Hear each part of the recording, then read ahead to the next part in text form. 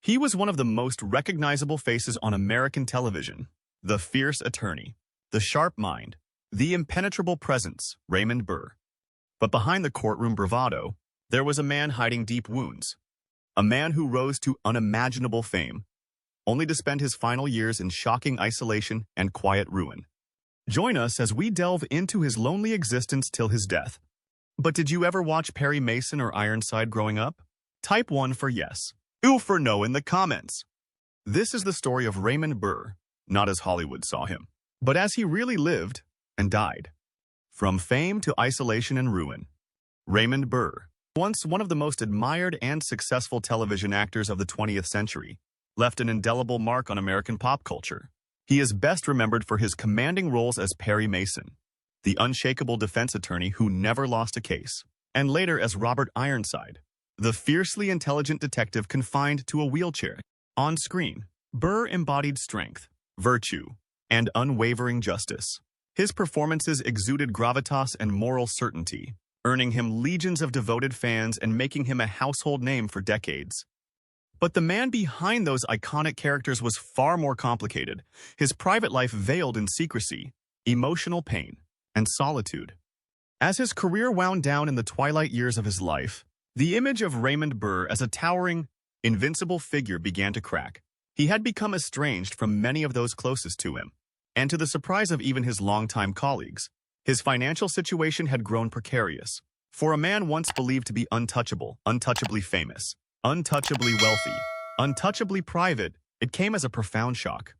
One of the most defining features of Burr's life was his relentless commitment to privacy. He was a master of illusion, and nowhere was that more evident than in the stories he told about his personal past.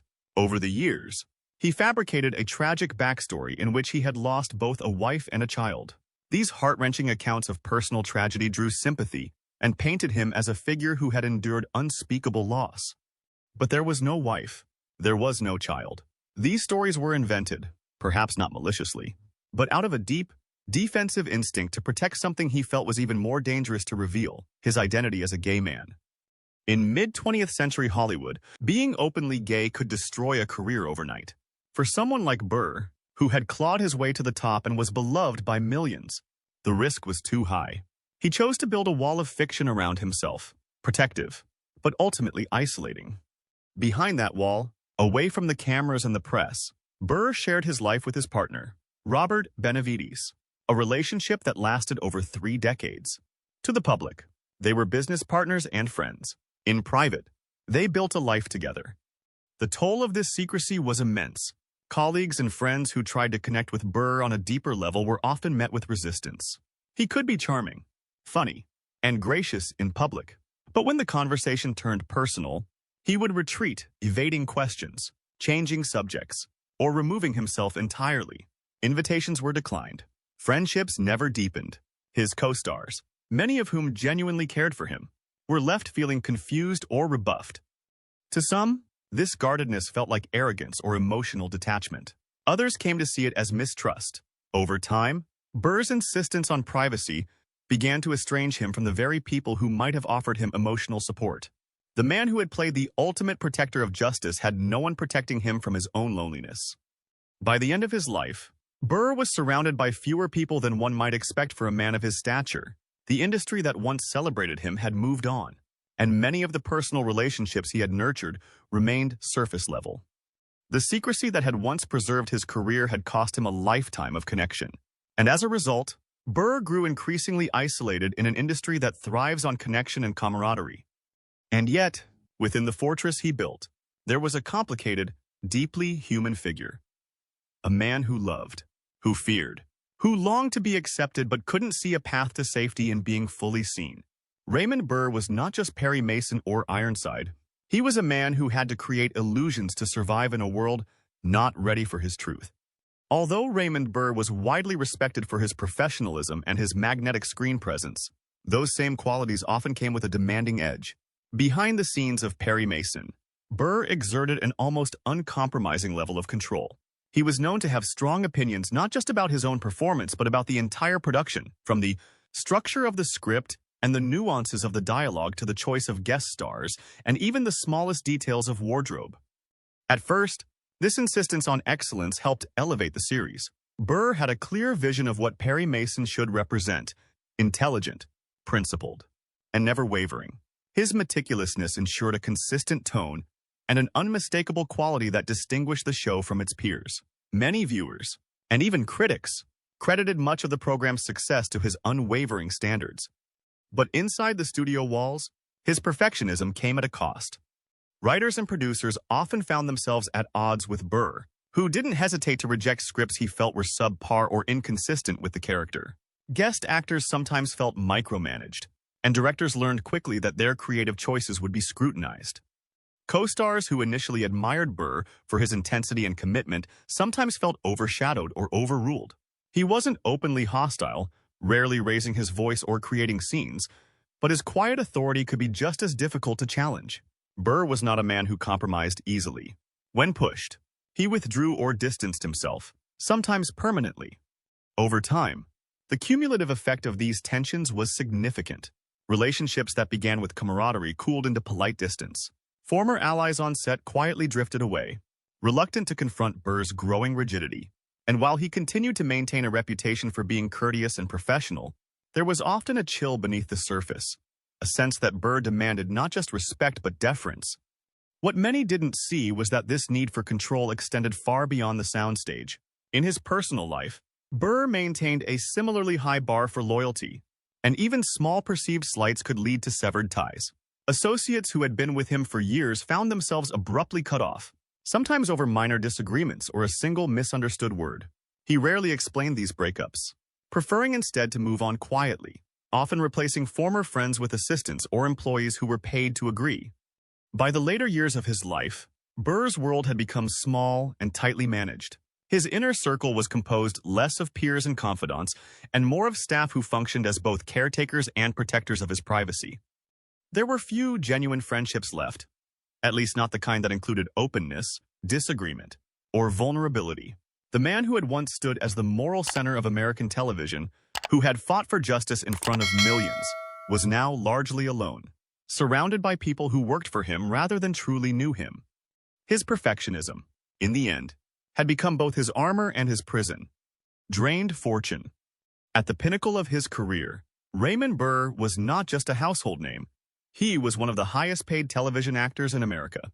According to some estimates, his salary for Perry Mason alone reached as high as $2 million per year, a staggering figure for the time. This figure didn't even include royalties from reruns, lucrative investment returns, or personal appearances that further padded his earnings. Yet, despite this formidable income, Burr lived a life of extraordinary excess, one that, over time, far exceeded his means. He owned several properties, including a grand estate in Sonoma County, California, and an expansive piece of land in Fiji, where he developed a working coconut plantation and a world-class orchid nursery. Burr loved the natural beauty of the islands and spent much of his personal time there, away from the Hollywood spotlight. He even purchased a private island, an idyllic paradise that reflected his lifelong desire for escape and solitude. But these holdings were only part of the picture. Burr also poured money into a string of ambitious philanthropic ventures that spanned the globe. He funded schools and medical clinics in developing nations, quietly paying for the construction of facilities that would never bear his name. He took care of the medical expenses of friends, acquaintances, and sometimes complete strangers, and routinely stepped in to help fellow actors who had fallen on hard times. To many who knew him, Burr's generosity was boundless, generous to a fault. He gave without question, without fanfare, and often without a full grasp of what it would ultimately cost him. Behind the scenes, however, Burr had little interest in managing the complex web of financial responsibilities that came with such largesse. He was an actor, not a businessman. His money was often left in the hands of managers, assistants, and legal advisors, many of whom made questionable investments or failed to sound the alarm as the bills piled up. Throughout the 1980s and into the early 90s, Burr continued working, but not just out of passion. The string of Perry Mason reunion movies, still popular with fans, became less a creative pursuit and more of a financial lifeline. Acting, once a craft he pursued for love, had become a necessity. The grandeur of his properties now became burdens. Property taxes soared, maintenance costs ballooned, and the financial drain from his overseas ventures, once symbols of his success, grew unsustainable. As his health declined, so too did the volume of acting offers, and with them, the ability to keep up with his lifestyle. By the time Burr passed away in 1993, much of his once vast fortune had quietly evaporated. Those closest to him were shocked to learn that the man who had lived like a king was, in his final years, deeply in debt. The grand homes, the orchids, the island, all were either sold off or entangled in legal and financial complications. In the end, Raymond Burr had given so much to others, yet left little behind for himself. Final, lonely years. In the final years of his life, Raymond Burr faced a battle he could not win, a diagnosis of kidney cancer, which he kept hidden from the public and even from many of his longtime acquaintances. True to form, Burr approached his illness with the same stoic resolve that had defined so much of his personal and professional life. He refused to let the world see him falter. As the disease progressed, it quietly eroded the strength of the man who had once loomed so large, in courtrooms on television, in studios behind the scenes, and in the hearts of fans around the world. His once commanding frame became frail, and his booming voice softened. But even as his body weakened, Burr continued to work with quiet determination. He filmed his final Perry Mason television movie just weeks before his death, pushing through pain and fatigue to complete what would be his last performance as the character that had defined his legacy. During those last months, Burr retreated further into solitude. His world became smaller, more insulated. The gates to his sprawling Sonoma County estate were rarely opened. Only a select few were welcomed into his orbit. Robert Benavides, his devoted partner of decades, a handful of trusted aides and caregivers, and the occasional friend who had remained loyal through thick and thin. The emotional walls Burr had spent a lifetime building remained firmly in place until the end. Many of his old friends and former co-stars, people who had once shared laughter on sets, long hours in rehearsal rooms, and opening night nerves, were now kept at arm's length, either because of long-past tensions or because Burr could not bring himself to explain the truth of his private life. It was a deeply controlled and deliberate isolation, shaped by a lifetime of guarding secrets. Even in death, Burr sought to protect what he had hidden, to shield his vulnerability, to preserve, perhaps, a measure of dignity in a world that had never fully accepted all of him. On September 12, 1993, Raymond Burr passed away at his beloved home in Sonoma County. Robert Benavides was by his side, the quiet witness to the final breath of a man he had loved for nearly 35 years. There was no media spectacle, no public fanfare. The man who had once commanded primetime television across the globe left this world in near silence. In the days that followed, tributes poured in from fans and industry insiders.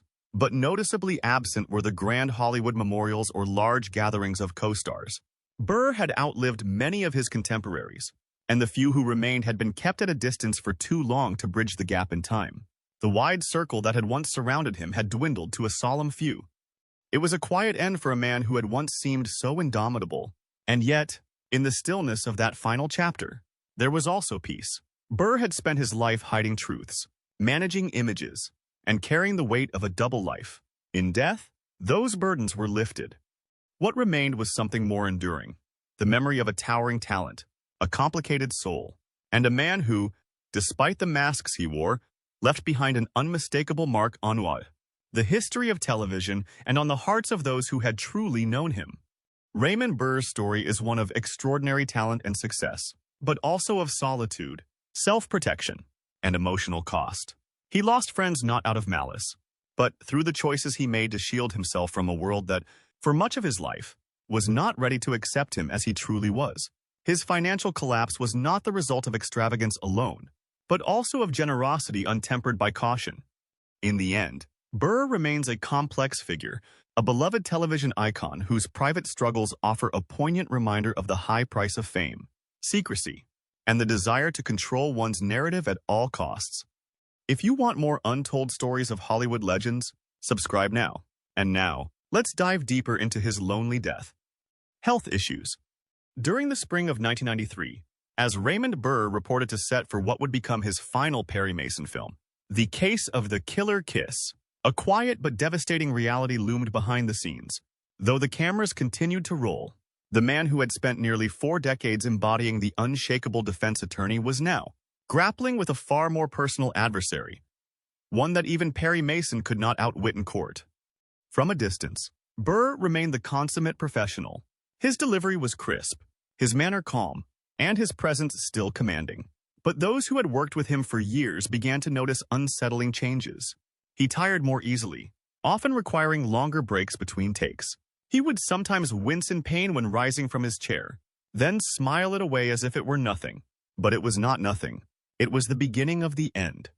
Earlier that year, Burr had undergone a surgical procedure to remove a malignant tumor from his kidney. At the time, few outside his most intimate circle knew just how serious the situation was. He had been diagnosed with renal cell carcinoma, a particularly aggressive form of kidney cancer. Burr, ever private and proud, downplayed the severity, allowing only vague statements to filter into the press. A spokesperson for Viacom, which produced the Perry Mason movies, confirmed his recent surgery and hinted that it might be linked to a lingering illness. Still, Burr continued to work, determined to deliver one last performance for the character that had defined him. But behind the stoic facade, the reality was grim. The cancer had spread, metastasizing to his liver, an ominous sign that the disease was in its final, most dangerous stage. Inoperable and incurable, the prognosis, once cautiously optimistic, now offered only limited time. Doctors quietly informed Burr and his partner, Robert Benavides, that any remaining treatment would be palliative, not curative. For Burr, this news marked a turning point, not just physically, but emotionally. The fierce independence that had governed so much of his life was now under threat. And yet, despite the pain, despite the weight of the diagnosis, he insisted on finishing the film. On set, he maintained his dignity and discipline. He never missed a day, never let on that his body was betraying him. But in quieter moments, when the cameras were off and the crew was at lunch, he would withdraw, sometimes sitting in silence, other times whispering a joke to Benavides or thanking a co-star with visible emotion in his voice. Some moments lingered longer than usual. Some farewells felt more final. As filming wrapped on The Case of the Killer Kiss, few realized they were watching the final bow of a television legend. Burr had given everything he had left to that performance. He had faced down his illness with the same unyielding grit that had made Perry Mason a household name. But the cost was steep. By the summer of 1993, his health declined rapidly. Treatments offered little relief, and his world narrowed to the comforts of home and the quiet company of those he trusted most.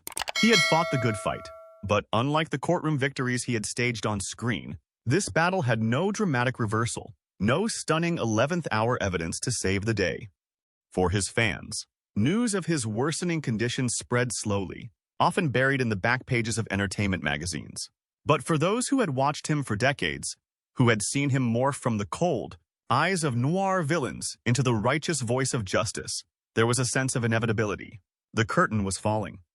And when it did, on September 12, 1993, it closed not just on an actor's life, but on an era of television history. Raymond Burr gave us heroes on screen, but off-screen, he lived in shadows. A star is made.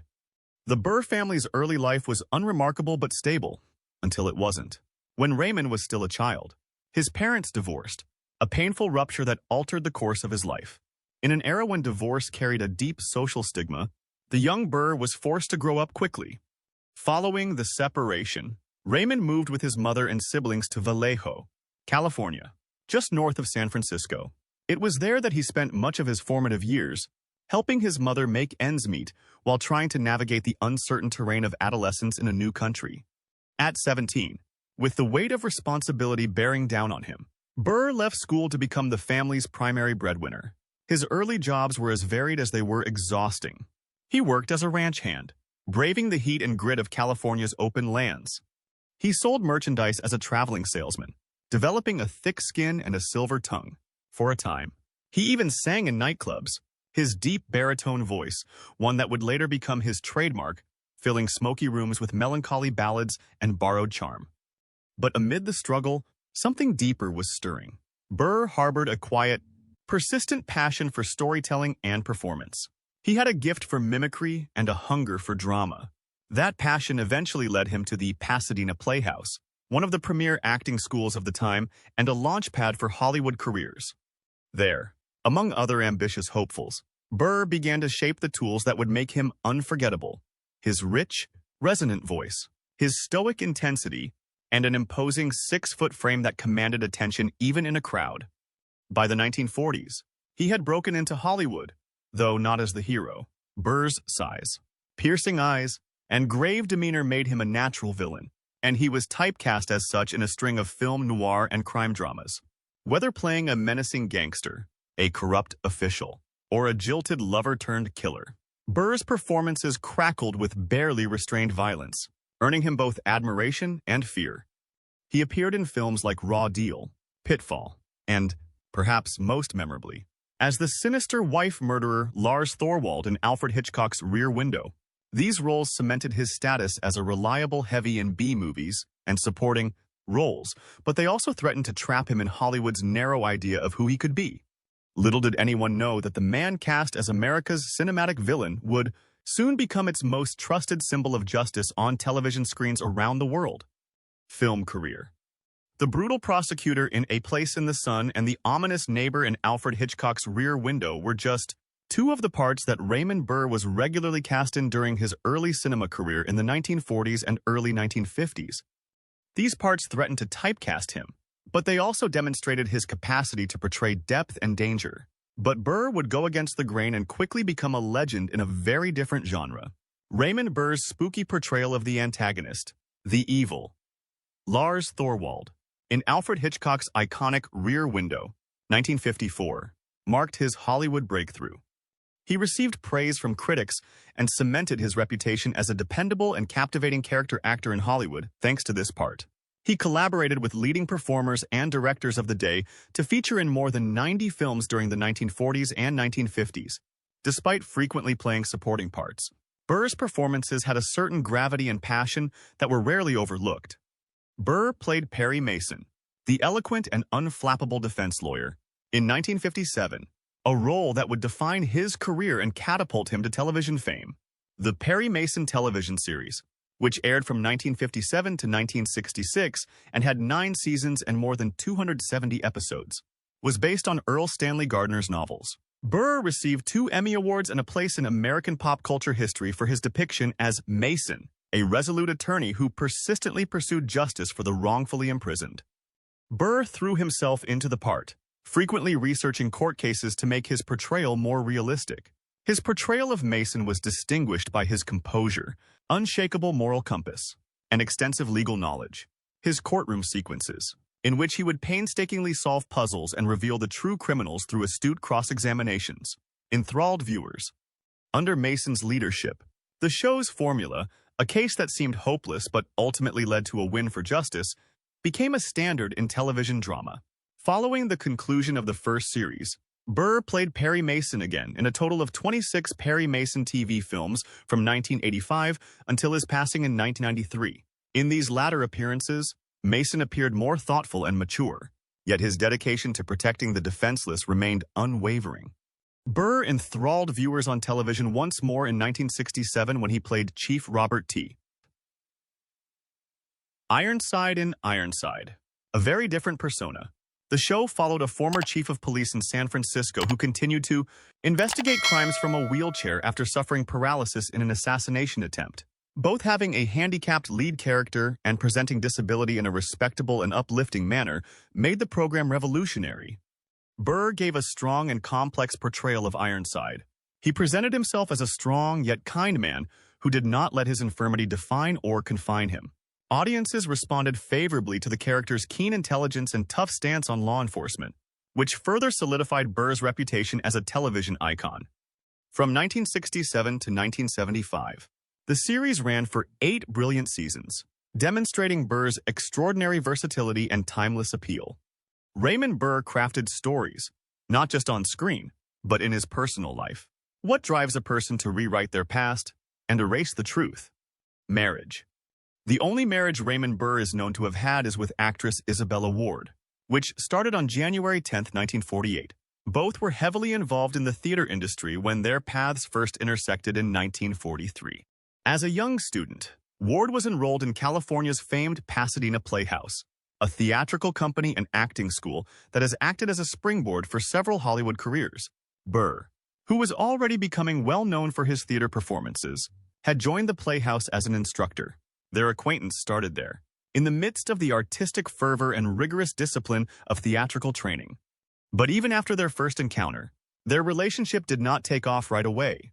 It was several years before their paths would cross once more. When Isabella Ward came to California in 1947 with a touring theatrical group, it was their next meeting. During this period, Burr and Ward, who are both enthusiastic about the performing arts, got back in touch, and their bond grew rapidly. Burr was preparing for his part in the 1948 movie Noir Pitfall, which would contribute to his developing image as a talented character actor frequently cast in nasty parts, and he was on the verge of a major turning point in his cinematic career the same year. He and Ward made the decision to be married just before this professional achievement. Despite appearing to have taken place at the same time that Burr's career was taking off, their marriage would not survive. Burr and Ward appeared together on stage in a presentation of the life of French post-impressionist painter Paul Gauguin at the Pasadena Playhouse in May 1948, a few months after their wedding. This combined stage performance was an attempt to strengthen their marriage via collaborative artistic endeavors on a personal and professional level. But in spite of these goals, the marriage rapidly started to fall apart. Burr shared a spacious Hollywood home with his mother and grandparents, and the couple lived in a small basement apartment. The new marriage could have been strained by his closeness to his family. Ward may not have been comfortable with the household situation, which is very different from the glitzy lifestyle that is sometimes connected to Hollywood. After just a few months, she returned to her home state of Delaware. Their separation became permanent, and the divorce was formalized in 1952, despite the fact that they remained legally married for a number of more years. In subsequent interviews, Ward insisted that their separation had been cordial, and neither Burr nor Ward ever remarried. Additionally, she openly denied speculations regarding Burr's sexual orientation, claiming that they had once shared a real love for one another, a crucial connection that would endure until Raymond Burr's death and give him stability, friendship, and professional cooperation started more than 10 years later. Working on the well-liked courtroom drama Perry Mason in 1960, Burr got to know young actor and Korean War veteran Robert Benavides. Beyond their professional connection, the two men forged a close bond. Benavides' decision to abandon his own acting career in 1963 was inspired by both his developing interest in behind-the-scenes production work and his growing bond with Burr. In the latter years of Burr's career, he moved on to work as a production consultant on 21 of the Perry Mason television films, helping them grow and succeed. Burr and Benavides' collaboration went beyond television to include business endeavors and personal lives. Their shared passion for gardening and the natural world was mirrored in their orchid company. This business eventually branched out into viticulture. They acquired real estate in the picturesque Dry Creek Valley of California, which is renowned for its rich soil and climate that is perfect for growing wine. They established a vineyard there and committed themselves to the art of winemaking, personally managing the operations. This collaborative project represented their shared lives and dedication, in addition to giving them a break from the Hollywood limelight. Those close to Burr and Benavides, as well as academics and biographers, have widely acknowledged that they were life partners, despite the fact that their relationship was never openly disclosed during Burr's lifetime, reflecting the social views of the period. Burr continuously maintained a well-manicured public character, which featured a string of said previous relationships with women, as well as even made-up personal catastrophes, such as the loss of a made-up wife and kid. During a period when homosexuality was frowned upon in Hollywood and might jeopardize jobs, these claims were probably an attempt to preserve privacy and avoid attention. Legacy. Raymond Burr confronted the end of his life with such dignity and bravery, even though the diagnosis was dire. He made the decision to make the most of his remaining time in a manner that showed his kind and giving nature, well knowing how little time he had left. He threw many farewell parties, little get-togethers that were attended by loved ones, longtime co-workers, and close friends. These gatherings were joyful rather than solemn, full of music, storytelling, laughter, and reminiscences. In return, Burr was showered with affection and thanks from those who loved him, and he took advantage of the occasion to thank those who had helped him during his life and career. Raymond Burr died on September 12, 1993, at his cherished ranch in Sonoma County, California, close to the town of Healdsburg. The ranch, a serene and gorgeous haven amidst Northern California's vineyards and undulating hills, has long served as his haven. He passed away at the age of 76, leaving a magnificent legacy as a cultural icon, talented actor, and philanthropist. In response to Burr's passing, tributes came in from all around the world. Despite his passing, his work, especially his depiction of Perry Mason and his previous performance as Detective Robert Ironside, continued to have an impact on performers and audiences for centuries to come. Do you think Raymond Burr deserved better from Hollywood and the world around him? Tell us in the comments. Your voice matters. And if this story moved you, like the video, subscribe to the channel, and share it with someone who remembers the man behind Perry Mason.